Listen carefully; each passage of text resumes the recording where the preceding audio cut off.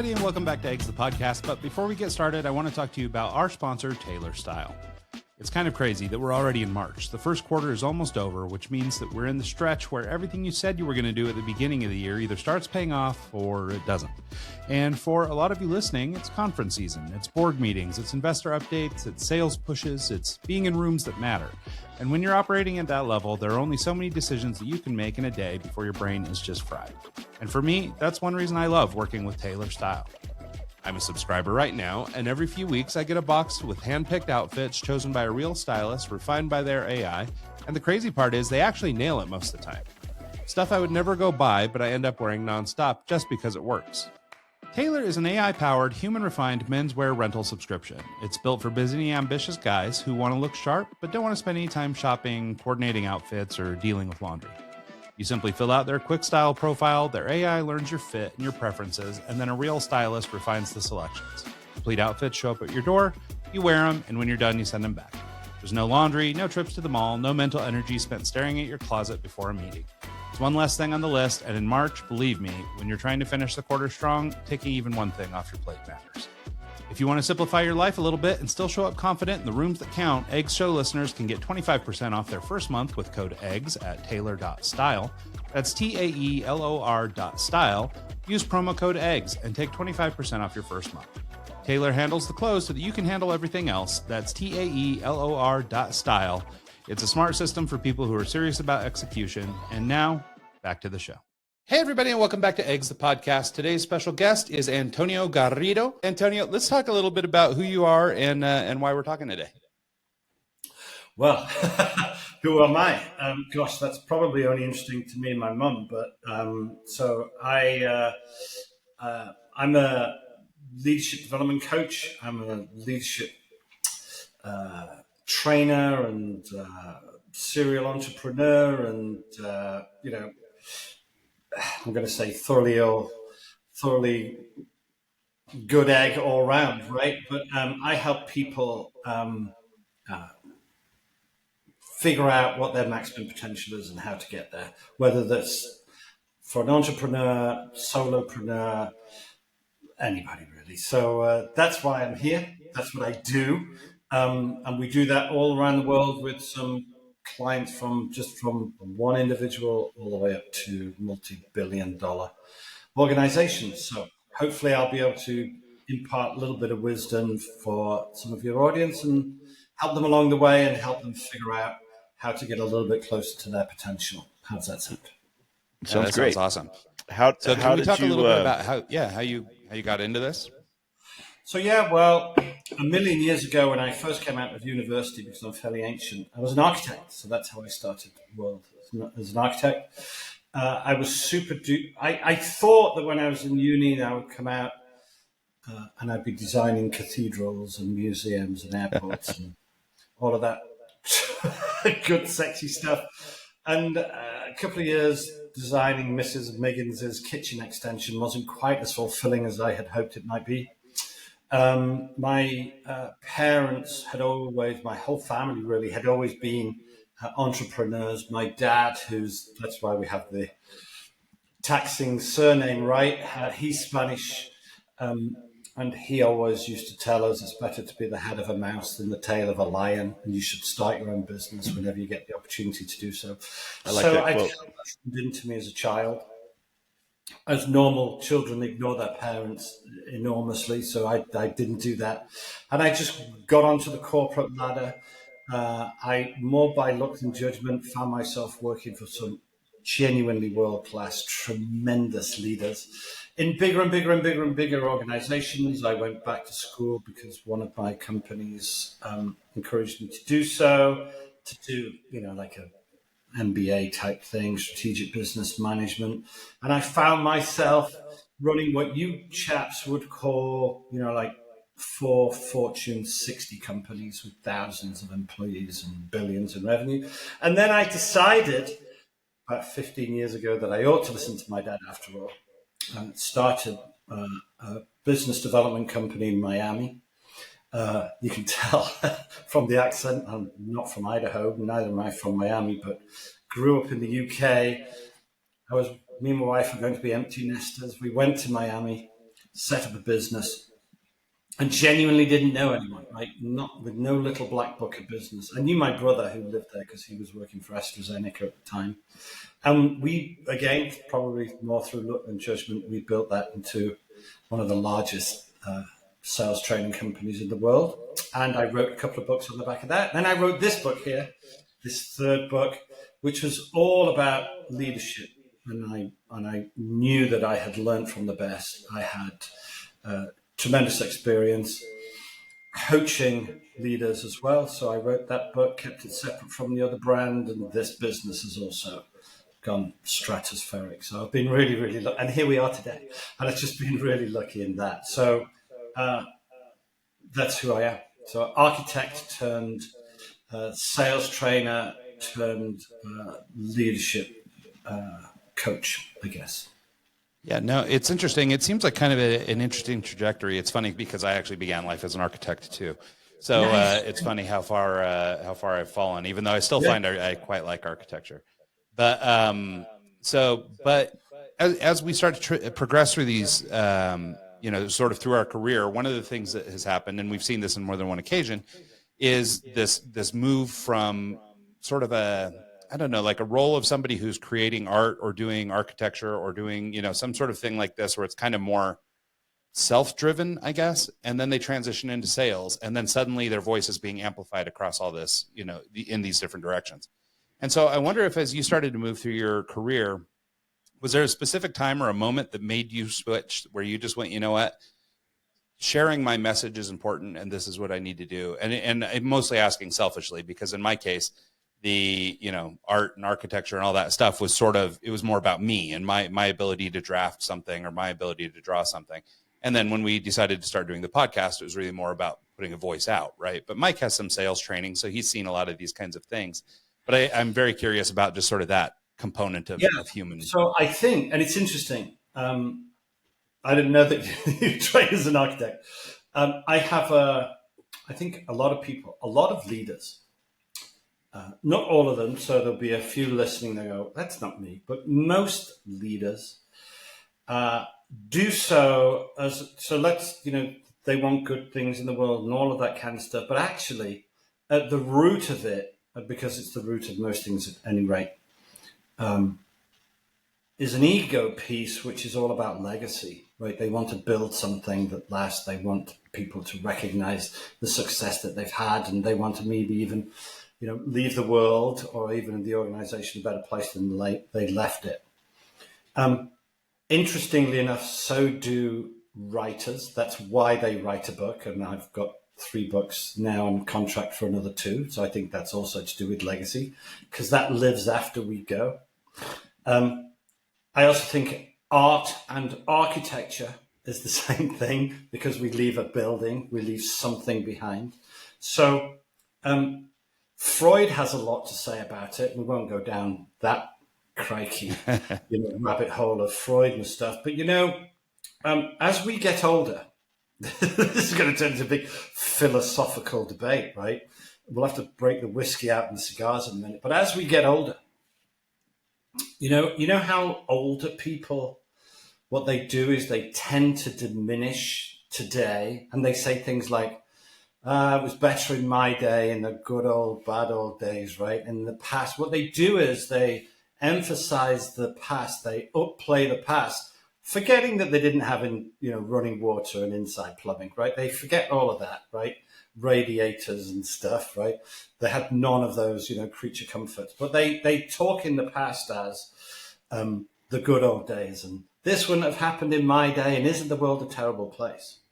What they're actually doing, according to Freud, is they're diminishing. They can see their own mortality ever closer, right? Every day they get a bit closer to it. And the way that they handle that is by diminishing today. So it won't be so terrible if they're not around. Because in my day, it was good, but now today's rubbish, right? And that whole thing is it's an ego play around, I'm not going to be around one day. So at our root, most of us, we do have this legacy. Some people argue that's why we have children, to carry on the Rogaha name or the Garrido name or whatever. Do you know what I mean? So I think architects really have that's probably an ego play. That was me. Writing, probably an ego play. That's me too. Yeah, I'm always drawing things. I'm always I got that kind of stamped to my DNA. Coaching people and training people and building things and passing them on. I think it's all something to do with legacy. And here you are, you chaps here. You're putting a podcast together to, distribute to, countless people. I think that's a legacy piece too. So I think at its heart, to very long answer to a really short and intelligent question, Ryan, I think it's ego. I think it's ego. That's an interesting outlook on it. And I've thought many times about this podcast being a legacy piece because essentially we're trying to get the nuggets, the eggs of wisdom from all these people we're talking to, and not only trying to edify ourselves, but share that with other people, because it's important to me, and I'm sure it's important to Ryan as well, to kind of just grow as an individual, and in that growth share it along and help other people who want to tune in and listen. I remember in football in high school, my football coach used to always say "Carpe diem," seize the day. Nice. And thinking of getting old, I'm getting up there and thinking, oh, I know it's like, it's weird to think of that, but I have that same problem. I'll look back and like, man, 10 years ago when I was doing this or doing that, that was such a great time. But you forget that, if you don't live in the moment and you don't do everything you can to live up to your potential, you're just wasting time. And you can have that same great experience as before. You just have to go out and live it and make sure that you're doing what you need to get there. Yeah. One of these tremendous leaders I worked for, this is back before leadership was kind of very vogue and avant-garde, and everybody had to get leadership training before they could become a CEO. He would say to me, and I don't mean just once or twice, he would say to me and to everybody that he really worked hard on building a learning organization. And we've heard that 1,000 times. You've got the average CEO reads 60 books a year and all of that kind of stuff. But he would say to me and to everybody, he would ask us, what have you learned today? And he would say, because the only advantage you have today over yesterday is what you've learned. Because it's fairly grisly, this, but just go with it for a second. So what have you learned today? Because the only advantage we have today over yesterday is what we've learned. Because otherwise we're just a day closer to dead. That's what he would say, like all of the time. And he would ask people what they've learned. And if they hadn't learned, he was really, really disappointed. And he would also say, like, where have you failed this week? Because if you hadn't failed, right, then you hadn't learned, because you learned by failing. The absolute best way to learn how to not fall off a bike is to fall off a bike, right? When you fall off a bike, that teaches you pretty quick. You can watch YouTube videos about not falling off a bike, but the best way to learn how to not fall off a bike is to not fall off the bike. So, is to fall off a bike. So where have you failed? And if you haven't failed, he would call that a week wasted too, because then there's nothing to be learned. Don't get me wrong. If you did the same thing over and over and over and over and over and failed all the time, you wouldn't be there for very long. But he was perfectly okay to fail, because every time you fail, you win. If you learn something. If you don't learn something, then you don't. You just fail. But so long as you learn something and take it forward and bring it, it's like fail forward, fail fast, all of that kind of stuff. He was a big proponent of that. And I think that's great. I think that's great for everybody. I think it's great for children. I think it's great for ourselves. If you don't forgive yourself for failing and forgive others for failing, then you pretty quickly get a culture, whether in an organization, whether in a family, whether in a relationship, you get a culture of fear, because people are scared to make mistakes for fear of your wrath or retribution. Terrible thing. So I think learning is the only advantage we have today over yesterday. So, no, I really like that. And even though the philosophical step might have been seemingly out of context for this conversation, what I actually quite like about it is, the landing on something like legacy, I think lends credence to why you're doing what you're doing. right? Because I mean, I think it makes it more impactful, because I think there are plenty of people that are, kind of the get rich quickers out there that are going, oh, okay, well, I can steal somebody's leadership program and get into business and see if I can make a quick buck or something.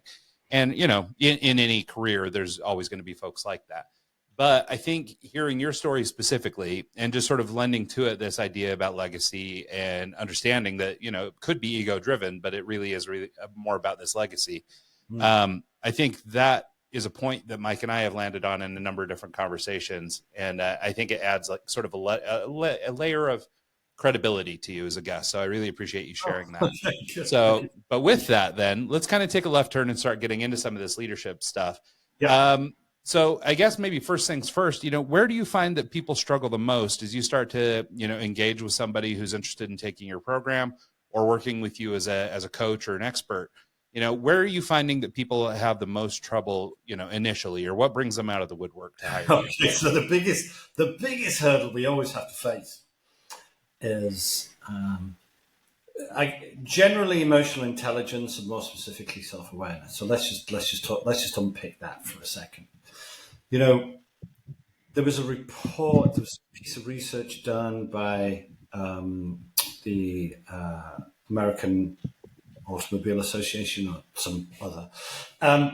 They asked, I don't know, a few 100,000 people, like lots of people, do you consider yourself above average driver? Because everybody thinks they're a good driver, right? I don't know anyone that kind of says I'm not a good driver, but everybody thinks they're better than average driver. And if you think about it logically, half should say I probably am, and half should say I'm probably not, right? And that's how averages work, right? If you're going to be an average driver, you're in the middle. If you're above average, so how can 80-90% of people claim to be a better than average driver, right? It's just the maths doesn't work. People have a rather, skewed view of their own capabilities, and that's been demonstrated millions of times. Also, people have something called confirmation bias, and actually that confirmation bias is another mechanism to protect a bruised ego. I'll give you my favorite piece of research about that because it's just genius. Neither of you, I don't think, are old enough to remember. Do you remember a shop called Woolworths?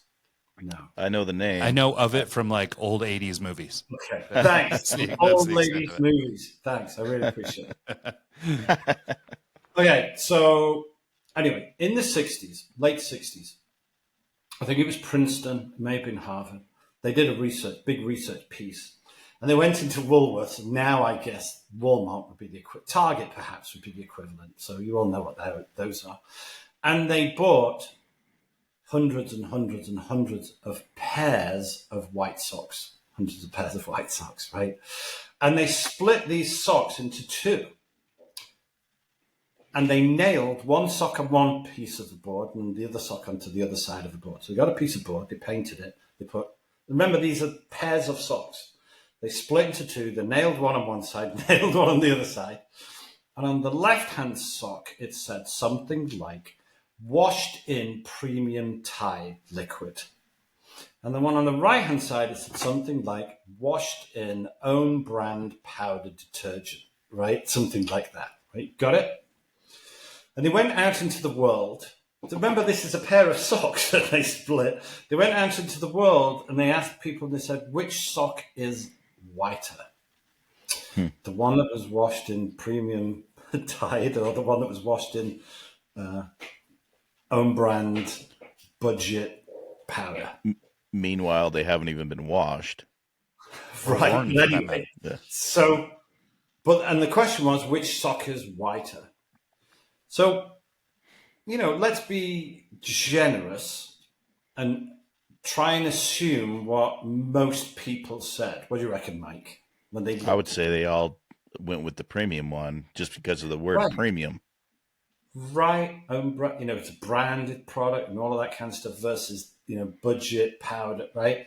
So most people, and I can't remember the number, I'm going to say like 98, 98%, most people went the one that was washed in the branded product. And that's very understandable because of the associations that we have with, what good value stuff might look like. Okay, so that makes sense. Then they said, why? Why do you think the one on the left is whiter than the one on the right? And they came up with tremendously creative reasons for why the one on the left was whiter than the one on the right, including it's more of a bluey white, it's more translucent, it's a crisper, cleaner, right? All of that very poetic stuff. Then the instructor said, well, what would you say if I told you that we just bought these socks this morning from Woolworths and we separated them and we pinned them to the board? Okay. Now, Mike, what would you like to think that most people would now say when told You would think that you would like them to acknowledge the fact that they didn't know what they were talking about, but Right. most of them would probably double down or come up with an excuse of why their first, Right. because they didn't want to be wrong. They didn't want to, Right. and So to we be would honest with you, they probably made that choice in the first place, thinking that it was the right answer, not even having any comparison. Right, so we would like to think they would go, "Oh, I'm such a fool." Oh, now you say, now you mentioned that. Yeah, I suppose they are the same, and aren't I a fool? Right, that's what we'd like them to say. But you're right, Mike. They double down, and here's what they also do: they start changing the laws of physics. Right, they start blaming the researcher. You must have held it up wrong. When I looked at the one on the left, the sun was shining. When I looked at the one on the right, a cloud came over the sun. Right, you must have, like there was a shadow. Right. They start changing the world for a belief that they've had for maybe 5 seconds. Right, they've had this belief. They've not like had 30 years of this belief. They've had it for like 5 seconds, and they're arguing that it's the other guy's fault. So what we have here is this thing called confirmation bias, which kind of like we think we're right and everybody else is wrong, right? And we also have this low self-awareness, right? We have this ego and we have all of this stuff going on. So to answer your question, what's the biggest thing that we have to deal with when we first start talking to our clients is a pretty low self-awareness and raging blind spots. Now, I gave a talk not too long ago to about 400 leaders, all industries, all parts of the world, all over the place.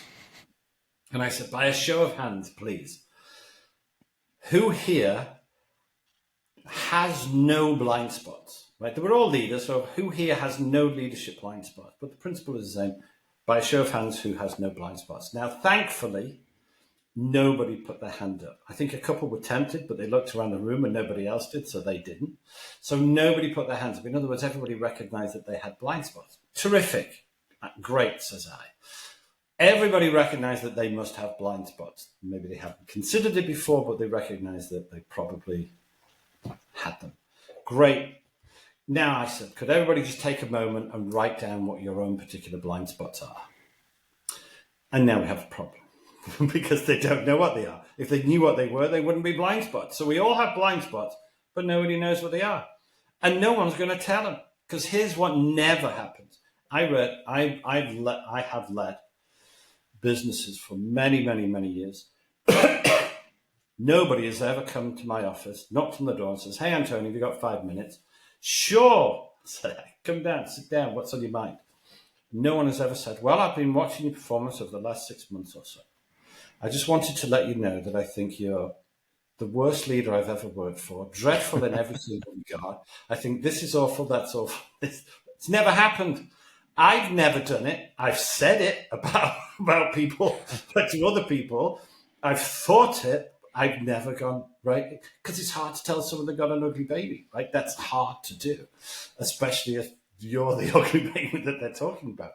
So we've got blind spots. We don't know what they are, and no one's going to tell us what they are, right? No one's going to tell us. Why? Because we're the guy that signs the checks and decides who gets the car park space near the front door, right? It's tricky. And if nobody's going to tell us this stuff, where does it come from? It just doesn't drop out of the sky, right? So to answer your question, what's the biggest thing that we have to deal with? Confirmation bias. People think they're better and smarter and more intelligent and creative than they actually are.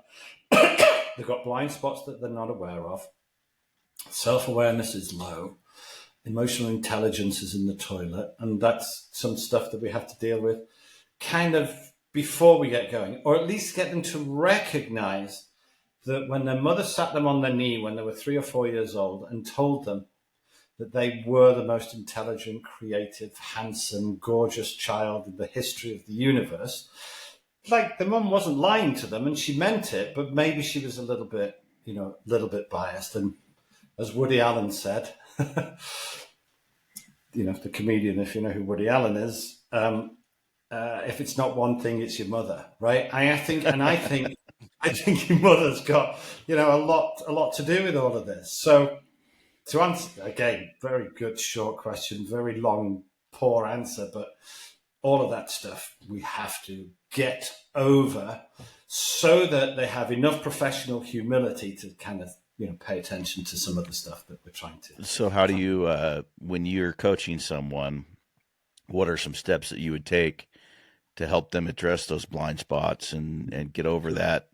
Yeah, great question. Well, the first thing we do is we have them take like a benchmark, an assessment, like an objective as opposed to subjective assessment for all of these kind of leadership blind spots and these things that are holding them back. Those that have a reasonable amount of self-awareness, right, will look at the assessment and go, you're right, that's exactly me. And yeah, I do that. And I do have a tendency for that. And yes, now you mention it, I can do that every now and again, right? Those with really low, and we look forward to working with those guys. Those that have really low self-awareness and go, I don't think so. They'll take all the good stuff and then all the bad stuff, they go, but this is just like, who can take these things seriously anyway, right? So they'll take the good stuff. The not so complimentary stuff they rail against. And we say, like, is there a significant other at home, maybe a wife, maybe a husband, maybe somebody like that? And they go, yeah, how long have you been married? 26 years. Show her that. Call me tomorrow. And then they call back the next day. Okay, all right, I've spoken to my wife. Maybe there's something to it.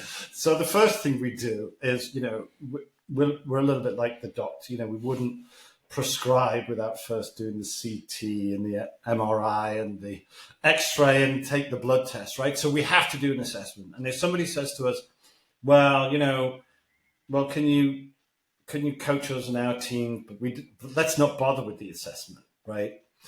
Then we wouldn't do it, right? Because that's just malpractice, right? So the first thing we do, I think it was Mike that asked the question, is we'll do an assessment, figure out exactly what those things are that are holding them back.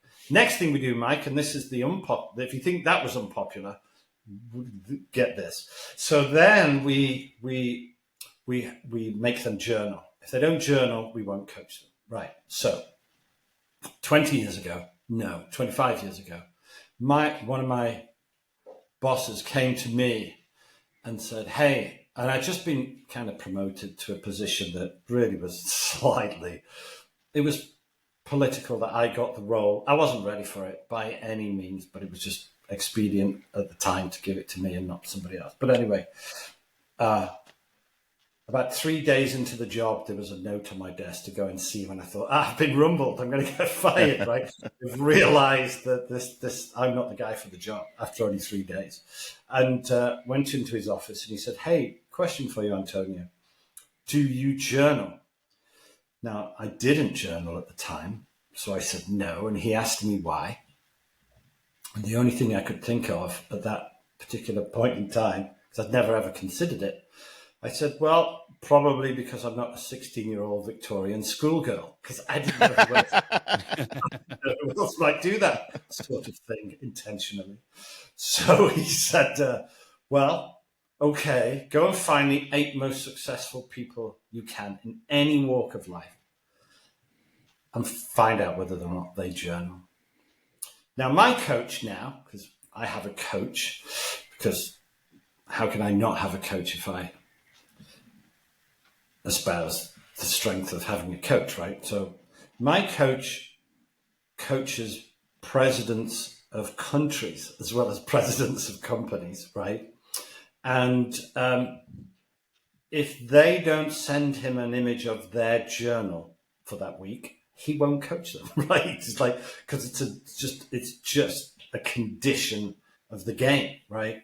So when my boss those back in those days asked me if I journal, and I said not. I then went to find 8 people, and every one of them did. Now, interestingly enough, any politician you can think of does.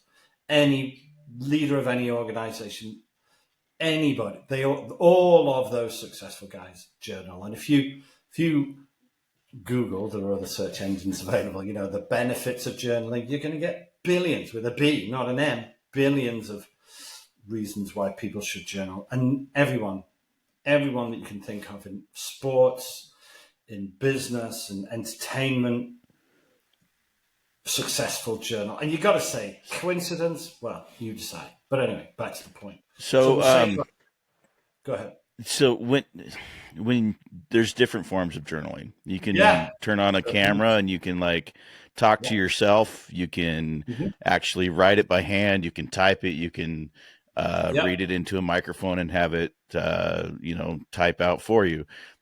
Yep. Do you see any benefit of doing one versus the other, like handwriting it versus taking it, just talking to a camera or whatever? Is it mainly just getting your thoughts out, or is it the actual process of writing it down? Well, in an ideal world, we want them to get out the pen, get a journal, right, and handwrite some stuff. So let me unpick that for a second. In an ideal world. So when we now ask, if you were wanting to be a client of ours, we'll say, hey, Mike, do you journal? You'll say no. I don't know whether you do or you don't, but let's just pretend you say no. I'll say why. You'll say, because you're not a 16-year-old Victorian schoolgirl. And then I'll say, okay, well, why don't you? And here's what we hear a lot of.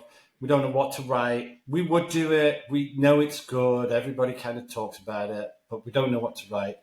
Don't know when to write. Don't know how long, how much to write. And they just put all of these barriers, very weak barriers of resistance to why they might not journal. We say, okay, cool.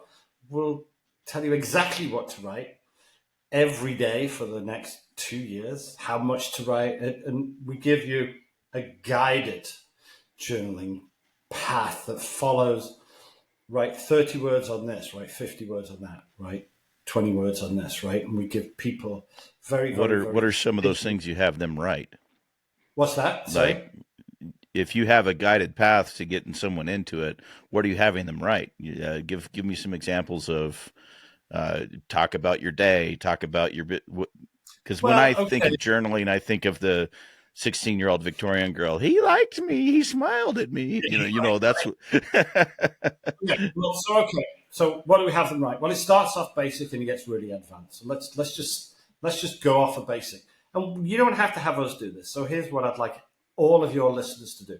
If your listeners just do this, your audience just does this, let's talk about how long they have to do it for, specifically what to do, what improvements they might see and how quickly. Right? We good with that? Sure. Real entry level you don't have to be clients of ours to do this. You go on our website, loads of free stuff, but you don't have to do any of that. Here's the first thing we say to them. So we'd say to a leader, let's just start with this. At the end of the day, before you go to bed, before you turn on your, subconscious creative brain, here's what I'd like you to do. Let's just start reflecting, because wisdom comes from evaluated experience, not from time served, right? So evaluated experience. Here's what I want you to do. Just for the next 2 weeks, Mike. 14 days, that's all. At the end of every day, just think back on that day and give yourself like a report card for the day. And all you have to say is, I was probably a B- today, right? And we start by saying, do you want to be a world-class leader? Do you want to be best in class? Do you want to be good? Do you want to be average? What kind of leader do you want to be? And invariably people go, the best. Okay, good. So compared to the best, what's your report for today? What would you give yourself? And people go, all right, well, I'll probably give myself a B+. And then that's how we start. Just give yourself a score for today. Then we'll say, okay, well, what would you have done or could you have done or should you have done or not done or said, right, to make that B plus an A minus? What could you have done that was a little bit better? That's all I'm asking you to do for a couple of weeks. If it's an A minus, what would you have needed to do to make it an A? If it was an A plus, what would you have needed to do to make it an A double plus? You get the idea, right? Start to look back. Now, that hindsight, where you're looking back, you're reflecting, you're looking in the rear view mirror. How did I do today? That hindsight, where you go, A minus, could have been an A plus if I'd done this or not said that. That's it. Just 3 or 4 sentences. The end. How difficult is that? Write them in a book so you've got a record of them. Easy peasy lemon squeezy, right? For 2 weeks. Not for 2 years or 2 decades, for 2 weeks. Here's what happens. Before too long, probably about 10 days. Here's what happens, Mike. You're talking to somebody and you go, actually, future Antonio, like in 4 hours' time when I'm reviewing this conversation, you almost like third party it, like a fly on the wall. I just said this, but you know what? I'm going to be able to give myself a better score if I thank them and also suggest this, right? And what happens is that hindsight starts to develop insight, where you go situationally, where you go, I want to give myself an A in about 4 hours. So if I'm going to give myself an A in 4 hours, I'm going to say this and not that, right? So in 2 weeks, you're already better because you've started to evaluate yourself and started to, with some hindsight, develop some situational insight. Here's what then happens. You do that for about 2 weeks, and then you start to develop foresight, right? Where you go, if I do this, I'm going to stop that bad thing from happening, right? I read a book just recently. It was called Turn the Ship Around. Brilliant book about a submarine captain who said, what's better, a little bit of rudder far away from the rocks or a lot of rudder real close to the rocks, right?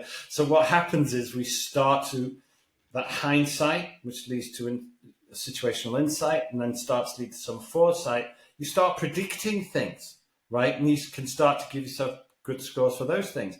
We have them do that for 2 or 3 weeks. Now they're in the groove, right? Every day, Mike, I'm guessing, I'll go to Ryan because I don't know about Mike. Ryan, every day you brush your teeth, right? Every single day, right? You brush your teeth every day. Every morning and every evening, you brush your teeth.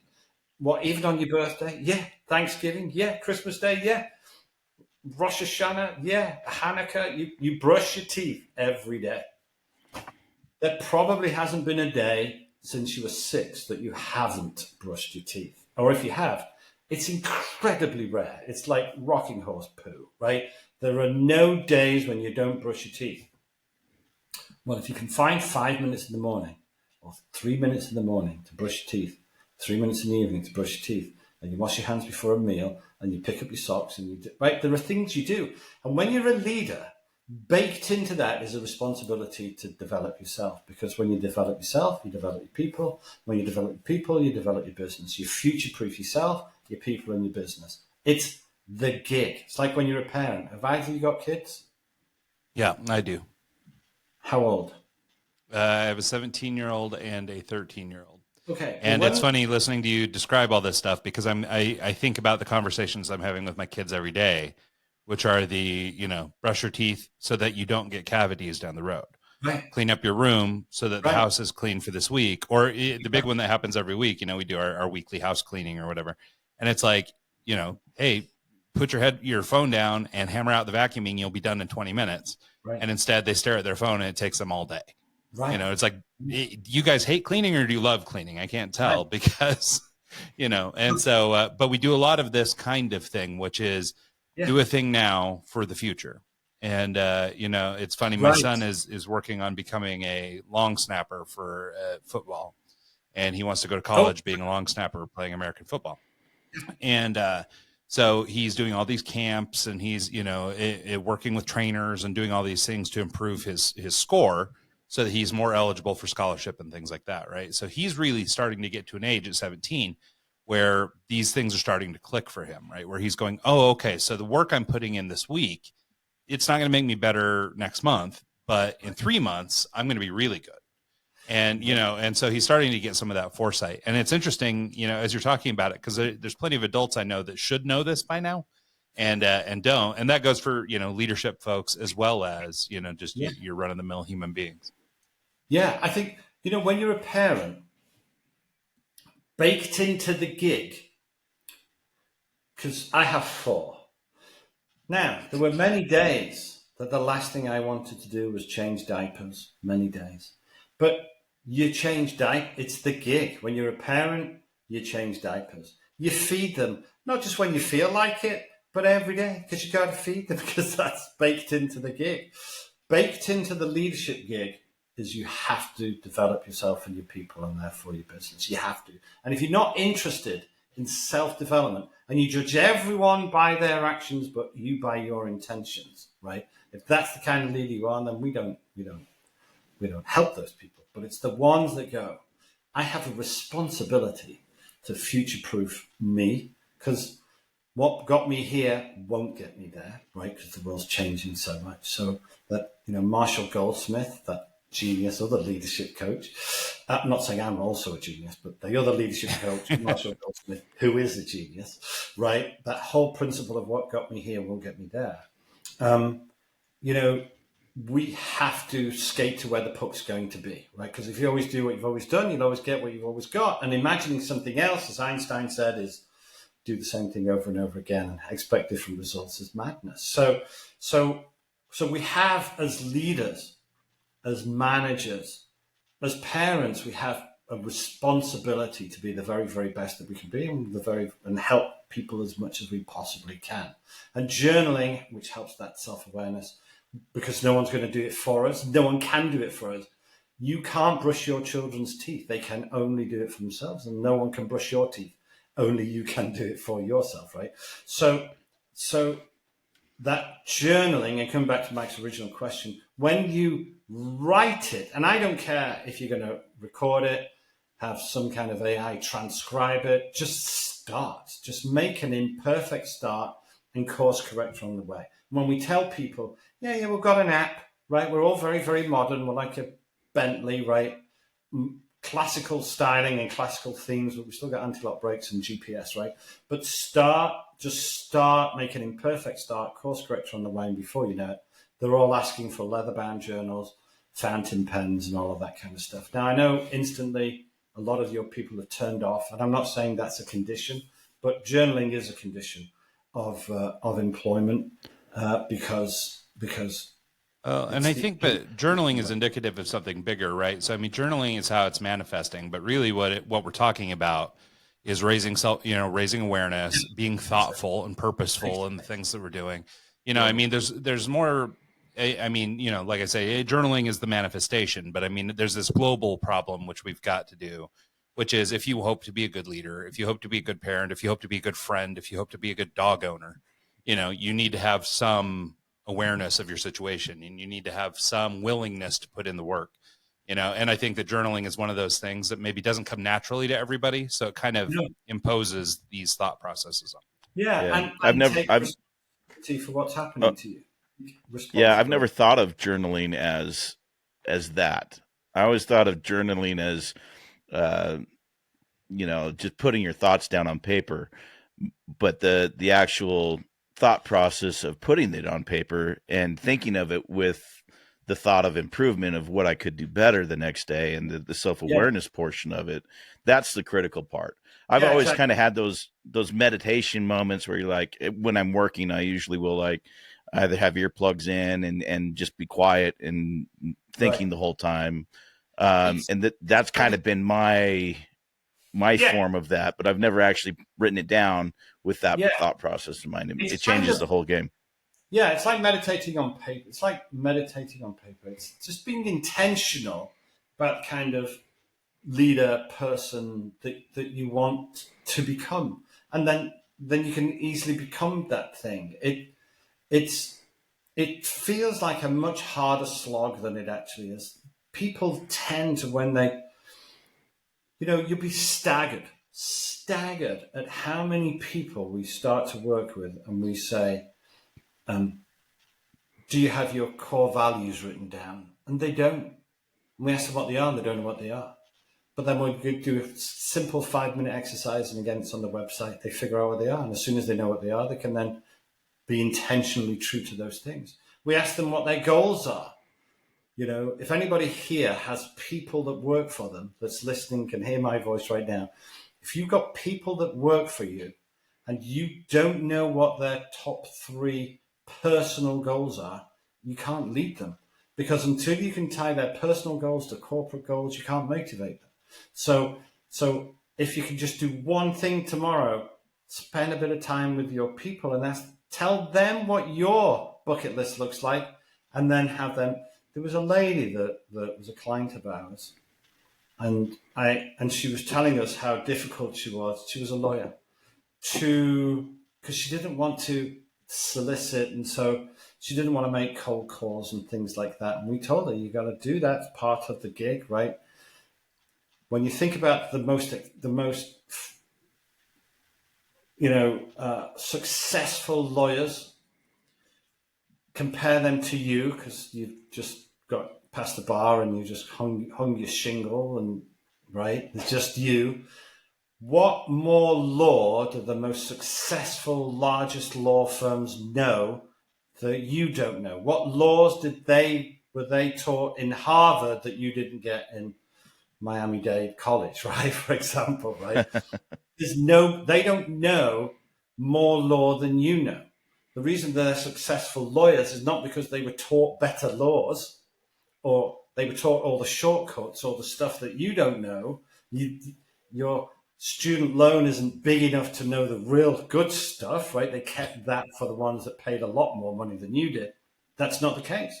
The reason that they're more successful, have very large law practices, is because they're better at growing a business than you are. But you all know the same laws, right? Right? You all know the same reference material. You all know the same stuff. But they figured out how to grow a business that just happens to deliver law, right? So we told her she had to make cold calls, and she didn't want to make cold calls. And then we asked her what one of her life goals was. And she said that she wanted, for whatever reason, to take her and her family to Disney in Japan. And then we figured out why that she wanted to do that, and it's a thing that she wanted to do. We had her open a bank account called Dialing for Japan, right? And then every time she made a call that turned into money, all of the money, all of the profit from that went directly into this account and nowhere else, right?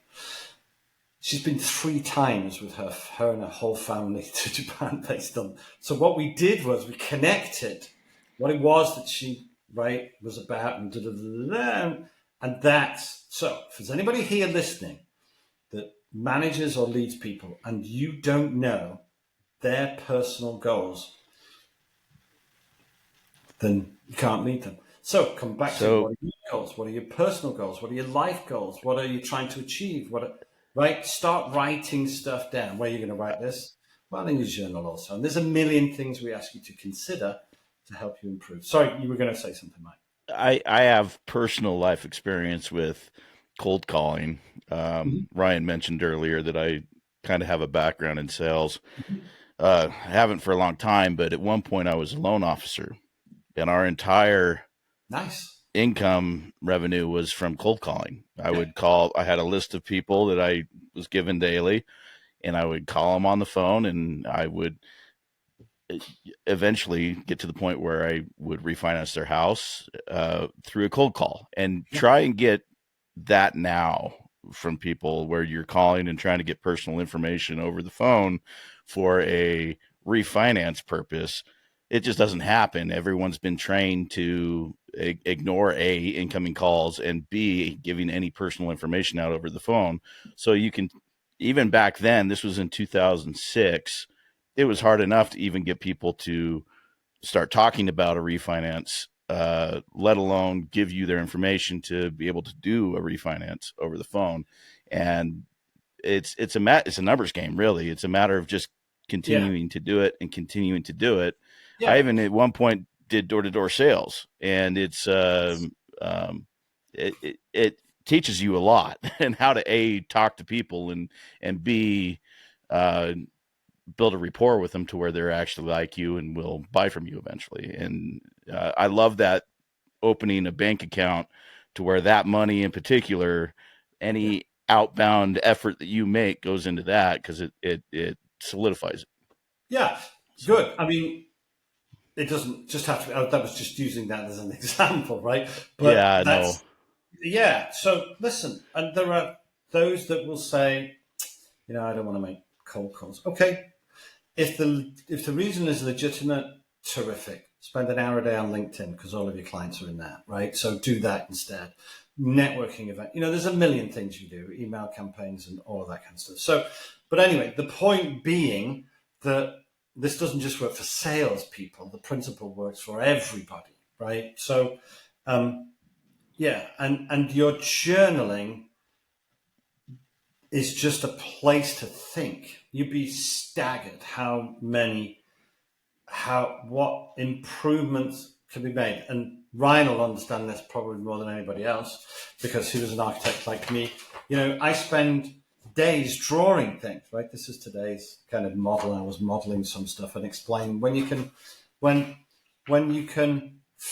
of the things we talk about leadership is modeling things, making decisions with tools and models that help you understand it, help you then describe it to other people, help you then, grow your business. And one of the things that we'll have people do as a journaling practice on today is just sit with a piece of paper, and the prompt might be, what's broken, missing, or confused, right? And it just might be, okay, well, what's broken in the business? Well, could be this, could be this, could be, okay, what's missing? What are people confused about? We might say follow an order in your head around the business. What's broken, missing, confused? So we ask them to do a million different things. So we prompt it.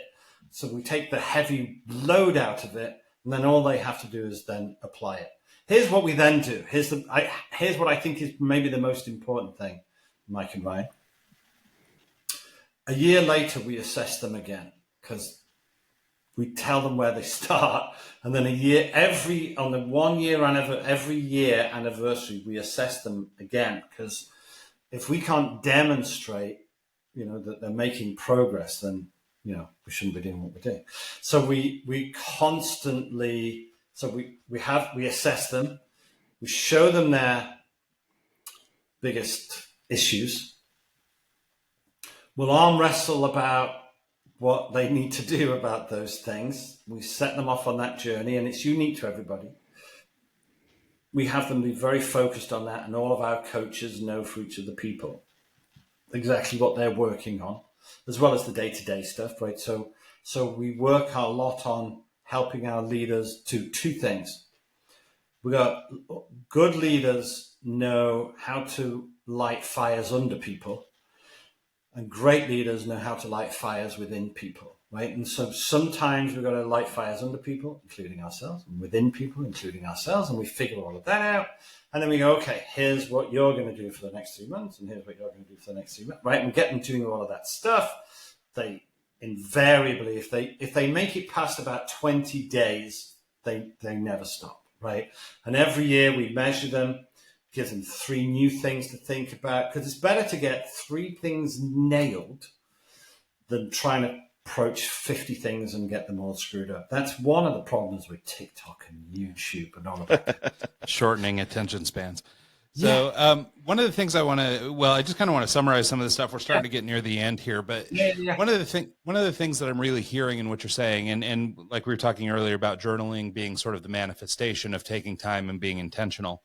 But I think that maybe even if we get a little higher level, 25,000 foot view, what it is really about doing hard things and doing things that maybe don't come easy or don't come naturally, but that the work, will basically yield the benefit. And, listening to Mike's story about sales and your story about trying to coach your client through, making cold calls. The concept of making cold calls, it terrifies me. Like I would hate to do that. And so I can empathize with that person's case is that, I just want to be a lawyer. I don't want to make phone calls. Like this is not what I want to do. And so I can totally empathize with that. But through or by virtue, I guess, of doing something hard and uncomfortable and being pushed, having your boundaries pushed a little bit, She came out the other side stronger, at least, financially, but also she no doubt learned a lot about how to talk to people and how to be Right. convincing. And I don't know, I mean, if you're an Yeah. attorney, maybe that's a great skill. Being able Yeah. to persuade, might be a really good skill for a lawyer. So Yeah. I can see how, even though really what it is, hey, look at the light over here, which is, or we've got the shiny thing over here, which is a cold call, and it seems totally irrelevant to what we're doing. What it's actually doing is building up all the skill sets over here for, whatever, bit of growth that we're trying to make. So I really like that. The other thing I wanted to just kind of touch on, using sort of the metaphor you used of modeling as a tool. Right now, I'm in a kind of an interesting situation. I'm working with a tech startup, and I'm running their development team, software development team. Yeah. And I have years of experience working with web developers and things like that. So I understand some basic, framework and concepts around the idea of running a development team. However, software is a different beast than I've ever dealt with before. And so I've found that using modeling is really helping me articulate things to a team of developers who don't, who are basically working with a layman. I don't know how to tell them how to do what it is I want done, but I can show them a model of this is what I want the software to do. And then they can put kind of the secret sauce on it. Right.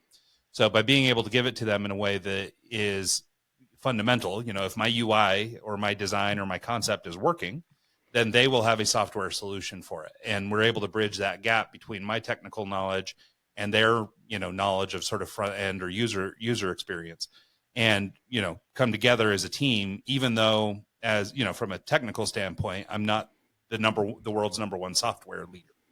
Right. So anyway, I just kind of wanted to affirm what you said there about using models.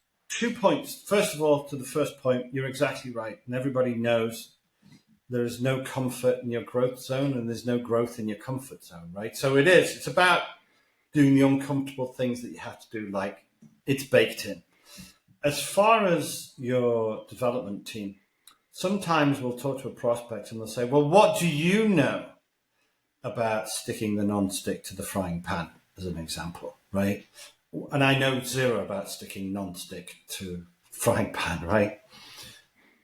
Or software development. I don't know anything about any of those kind of things. And that's your job to do that stuff and all of the engineers to do that stuff. What I do know is if you can figure out how to get your software or your team of software engineers to not just cooperate, but genuinely collaborate, then they're going to do better work, right? And faster and better and unpredictable and unexpected good stuff, right? If you can get them to collaborate. So we spend more time with our clients fixing those fundamentals of leadership as opposed to the thing that they do. The thing that they do, they're probably pretty good at. They're certainly better than we will ever be. But in terms of teaching them how to coach their people, in terms of getting them to be collaborative, in terms of knowing how to, the difference between management and leadership and being more proactive and people focused and task focused and reactive, right? All of those kind of things, which we can model and demo to them. And when we model it and show them and they get it, they can then teach it to others, and then these things spread tremendously. So, yeah, you're exactly right. Yeah. I guess on parting notes, we're kind of overtime now, but we're one last thing. Yep. In terms of journaling, if you can get to a point where you're doing it every day and you do it for that, 2-year period or whatever you were talking about earlier, yep. I would say that that's a good approach for building good habits. Because if you can do it on a daily basis and journal consistently, that's something people don't like to do or want to do, but it's a good habit to get into, kind of like making your bed in the morning. And it's like the brushing the teeth. Yeah, exactly. Yeah. I said to the dentist, what, have I got to floss every day? Every day, floss? And he goes, no. And I said, well, like all my teeth? He said, no, just the ones you want to keep. Right? So, you brush your teeth every day. It's habitual. It's baked in, right? It's stamped on your DNA. And if you don't brush your teeth, you can't sleep, right? You get to the point where if you haven't journaled and emptied your mind you can't sleep. And it's all part of your, this whole thing we've been talking about the whole thing is about the mind, isn't it? Right? It's about leadership. It's about the mind. It really is. Well, I don't have time to journal. And they say, well, I don't have time to look after my wellness. And we say, well, if you can't find time to look after your wellness, you'll be forced to find time to look after your illness, right? It's the same stuff. Exactly. Yeah. I actually like that quote a lot. That's good. No Parting shots, Antonio. Where can people reach out? How can they get in touch with you?